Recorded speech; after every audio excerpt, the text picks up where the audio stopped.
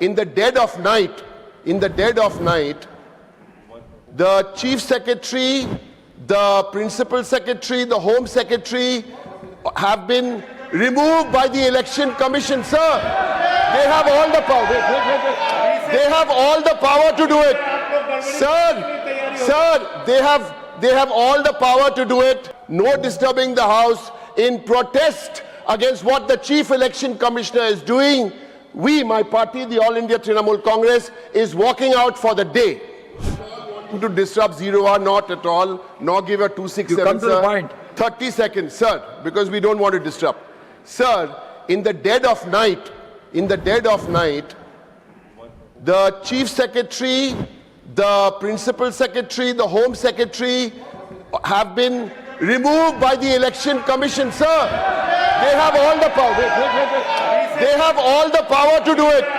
Sir, they have all the power to do it.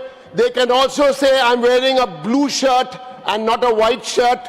No disturbing the house in protest against what the chief election commissioner is doing.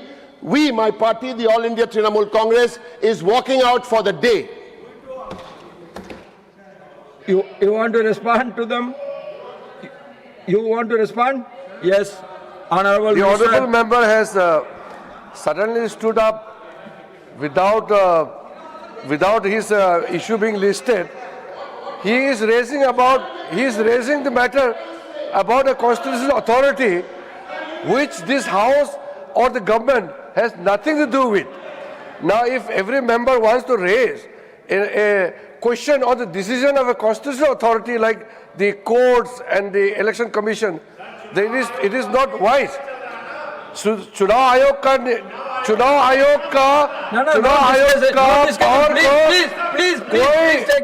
हड़प नहीं सकता है। चुनाव आयोग का power वो अलग है, संविधान ने उसको पावर दिया गया है, उसको सदन में रेज करके कोई मतलब नहीं है।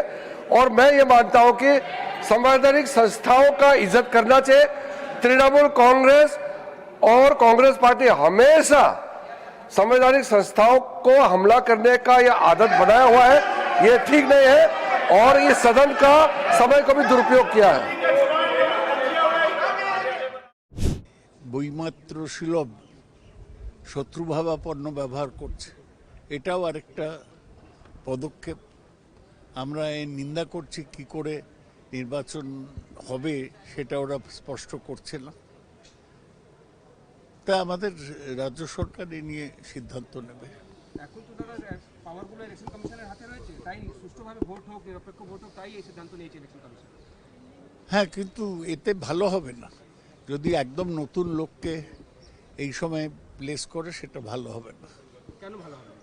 ভালো হবে, তাদের অভিজ্ঞতা নেই, পশ্চিমবঙ্গ সম্বন্ধে জানা নেই, জ্ঞান নেই, এই জন্য ভালো হবে না। পশ্চিমবঙ্গের কাডারই তো যাদেরকে অ্যাপয়েন্ট, আমি জানি, কিন্তু ওদের সাম্প্রতিককালে প্রশাসন সম্বন্ধে কোনো এক্সপোজার নেই।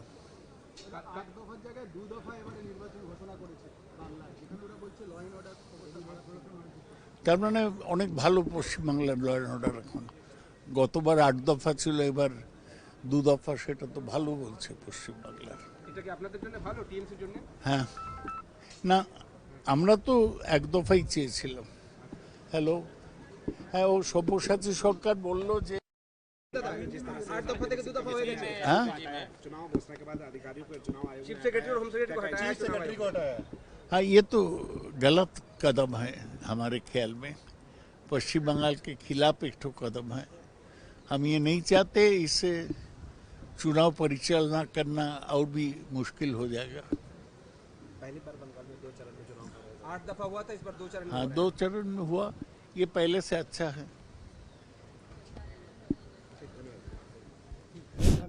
ये अभी जब कभी भी चुनाव होता है, दिल्ली की सरकार और अगर प्रदेश की सरकार उनकी नहीं है तो सबसे पहले डीजीपी हटाएंगे, चीफ सेक्रेटरी हटाएंगे, और जो भारतीय जनता पार्टी है उस समय जो सरकार में के खिलाफ है, यहाँ भारतीय जनता पार्टी के लोगों ने जानबूझ करके सरकार से मिलकर के दिल्ली की और चुनाव आयोग से मिलकर के अधिकारियों को हटाया होगा।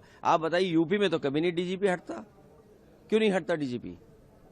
जब जब चुनाव हुआ है यूपी में, चुनाव आयोग को कितनी शिकायतें की गई, कभी चुनाव आयोग ने हटाया क्या? उनके अधिकारियों को हटाया जिनके अधिकारियों के परिवार के चुनाव लड़ रहे थे लोग, और उसी रेंज में सब अधिकारी थे। एसओ कौन पोस्ट होगा, सिपाही कौन पोस्ट होगा, याद कीजिए। आपको इसी जगह पर मैंने एक लिस्ट और एक सूची जारी की थी आपके सामने, जब अयोध्या में किन किन अधिकारियों ने चुनाव हरवाया था। तो चुनाव आयोग भारतीय जनता पार्टी के इशारे पर काम कर रहा है, ये बात खुली हुई है, सब जानते हैं, आपके कैमरे जानते हैं, आप जानते हो, पूरा देश जानता है कि चुनाव आयोग बीजेपी के इशारे पे काम कर रहा है। मैंने फॉर्म 7 पकड़ा, हमारी पार्टी के कार्यकर्ताओं ने एक दशरथ को पकड़ा जिसने न जाने कितने फॉर्म 7 से कटवाने के लिए वोट दिए थे। हमारे नगर अध्यक्ष से हमारा ही वोट कटवा दिया। चुनाव आयोग ने क्या किया? किसी अधिकारी को हटाया उन्होंने? किसी अधिकारी के खिलाफ कार्रवाई की उन्होंने? ये जो दिखा रहे हैं कि हम दुनिया में जाने कहां पहुंच गए हैं, जो लोग गैस सिलेंडर नहीं दे पा रहे, बताइए दुनिया में कहां पहुंचोगे आप?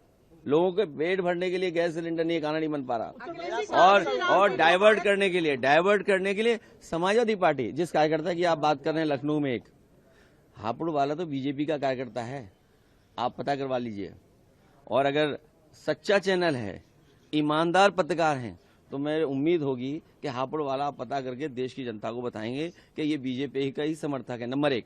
नंबर 2, जो लखनऊ का है, क्योंकि वो चुनाव लड़ता है तो बीजेपी को मौका मिल गया। इतने सिलेंडर नहीं पकड़ेंगे जितने आप बता रहे हो। आप बीजेपी की संख्या मत बताइए, भरे कितने थे, खाली कितने थे, आपको नहीं पता होंगे कितने भरे सिलेंडर थे उसमें ना। वो सीज नहीं, सीज अगर हुए हैं तो आपको ये भी तो जानकारी करनी चाहिए उसमें भरे कितने थे, खाली कितने थे।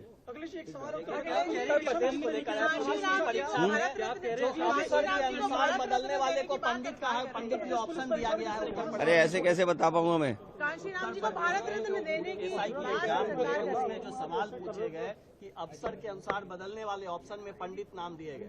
ये बीजेपी जानबूझ करके कराती है, बीजेपी जानबूझ करके कराती है और दूसरे को बदनाम करती है। बीजेपी के पास एक टीम है जिसको पैसे देते हैं ये लोग बदनाम करने के लिए, और करते करते बदनाम अब बीजेपी के अधिकारी बीजेपी को ही परेशान कर रहे हैं। बताइए, बदनाम कर रहे हैं। कोई ब्राह्मण समाज के बारे में ऐसा लिख सकता है? बताइए आप।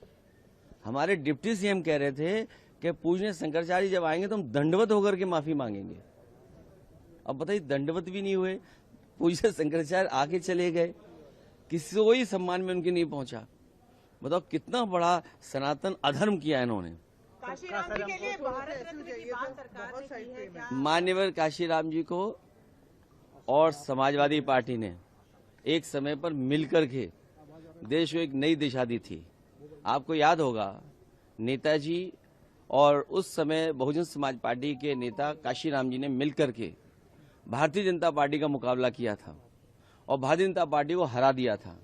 उसी के बाद भारतीय जनता पार्टी अपने हर कार्यक्रम में बाबा साहब भीमराव अम्बेडकर जी की तस्वीर ले आए। आप पता करिए यही बात।